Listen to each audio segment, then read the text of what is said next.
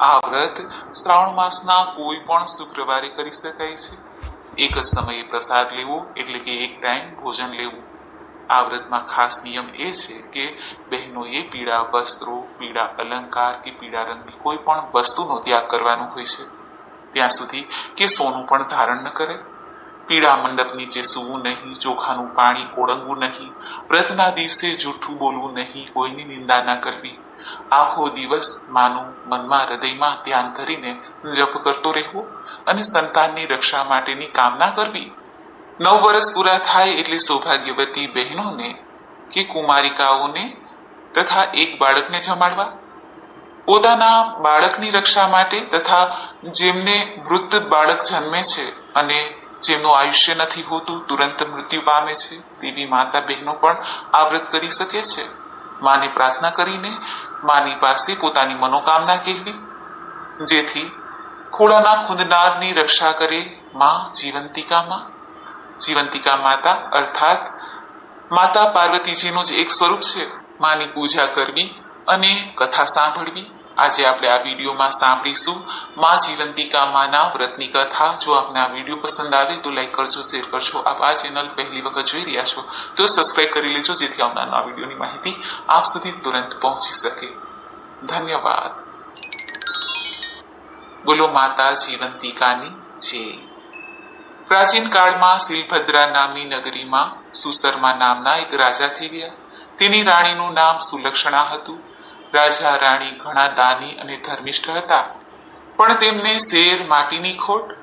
સંસારમાં બધા સુખ ઝેર જેવા લાગે. સંતાનની કમી રાજાને ખૂબ જ સતાવે. એક દિવસ રાણી સુલક્ષણા મહેલના ઝરૂખામાં બેઠા બેઠા બહાર ચોગાનમાં રમતા બાળકોને એકી ટસે નિહાળી રહ્યા હતા. એટલામાં તેમની પ્રિય દાસી ત્યાં આવી ચડી. આ દાસી સુયાણીનું કામ પણ કરતી હતી. ગામમાં કોઈને સુવાવડ આવે તો એ દાસીને બોલાવવામાં આવતી. દાસી ઘણું સમજુ હતી. એ રાણીના મનોભાવને તુરંત સમજી ગઈ. દાસી બોલી, હે રાણીબા, ખોટું ન લગાડો તો તમને એક વાત કહેવા માંગુ છું, જેથી તમારું વાંજિયા મેળું હંમેશને માટે દૂર થઈ જશે.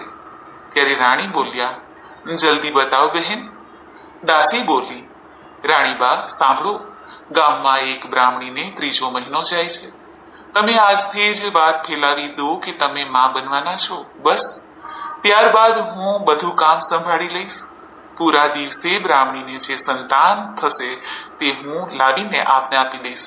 કોઈને કાંઈ કાનો કાન ખબર પડવા નહીં દઉં. બાળક મળવાની લાલસાએ રાણી સુલક્ષણા આવું કૃત્ય કરવા માટે તૈયાર થઈ ગયા અને પોતે ગર્ભવતી છે એ વાત ફેલાવવા માંડી. જોતજોતામાં 7 મહિના વીતી ગયા. એક દિવસ રાતે બ્રાહ્મણીને પ્રસૂતિની પીડા ઉપડતા દાસીને બોલાવવામાં આવી. મધરાત બાદ બ્રાહ્મણીએ એક સુંદર અને તેજસ્વી સંતાનને જન્મ આપ્યો.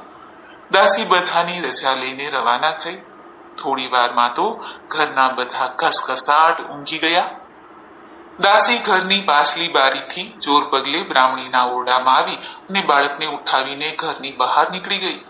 એ સીધી રાણી પાસે પહોંચી ગઈ અને બાળક રાણીને સોંપી દીધું. સવાર થતાં જ મહેલમાં સમાચાર ફેલાવી દેવામાં આવ્યા કે રાણીએ એક સુંદર પુત્રને જન્મ આપ્યો છે.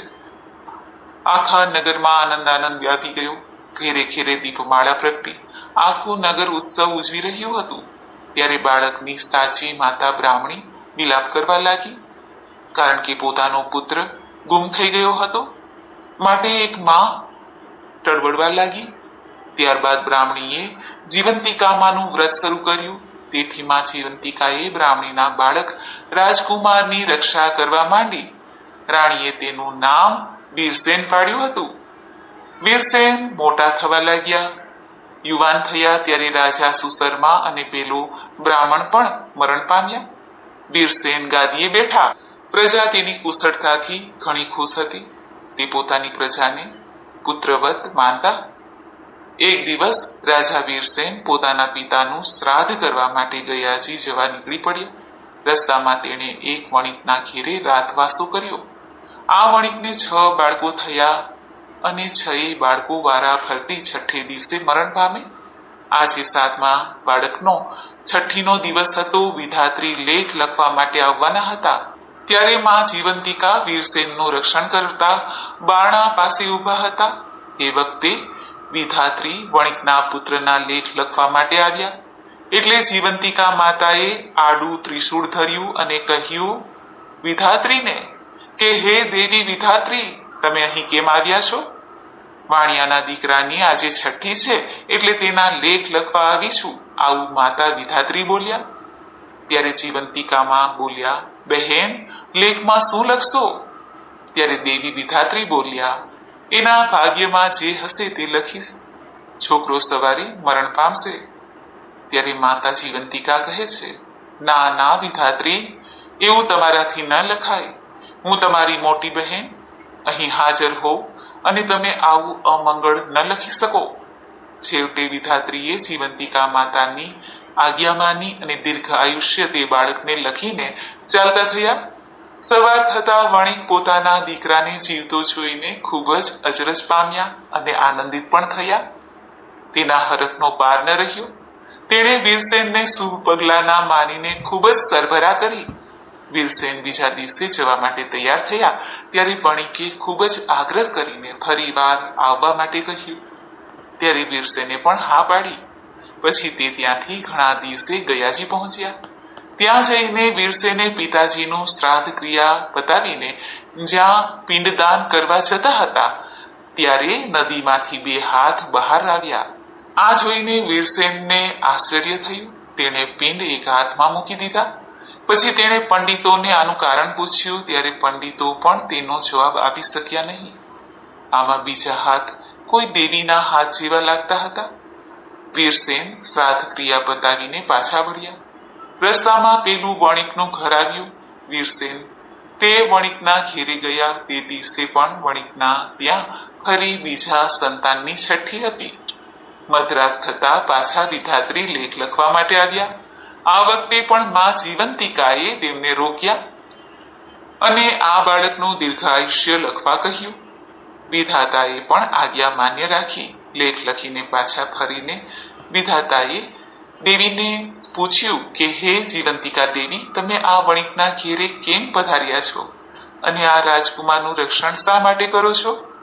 આ ક્ષણે જ વીરસેનની આંખ ખુલી ગઈ અને તેણે કંઈક વાતો કરે છે, વાતો સંભળાય છે તેવું લાગ્યું.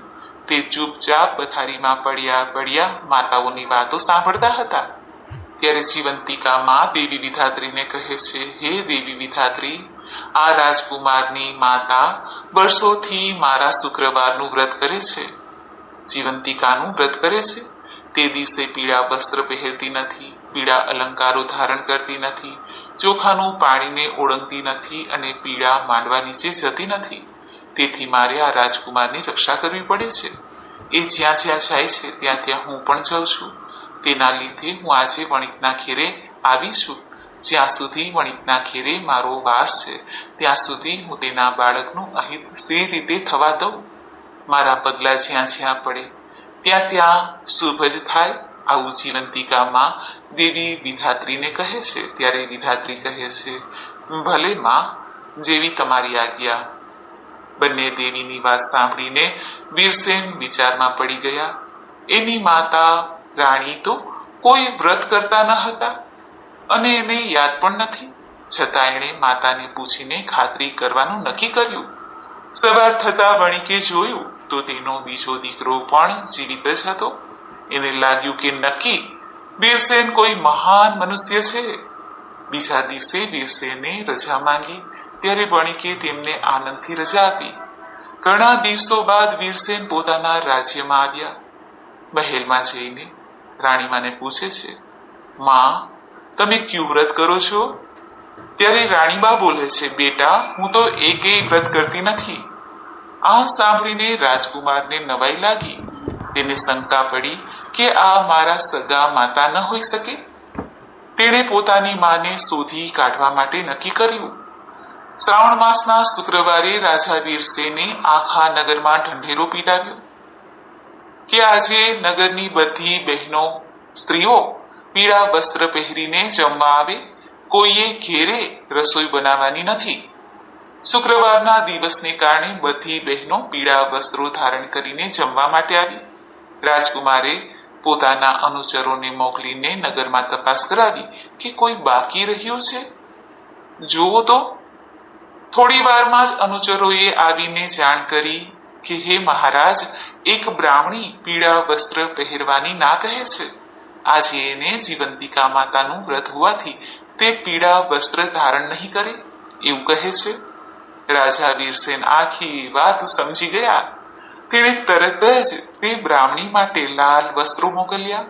બ્રાહ્મણી લાલ વસ્ત્ર પહેરીને આવ્યા.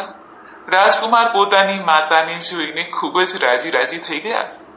મા દીકરો સામે સામે મળતા જ બ્રાહ્મણીના સ્તનમાંથી દૂધની સેરો નીકળી રાજકુમારના મોંમાં પડી.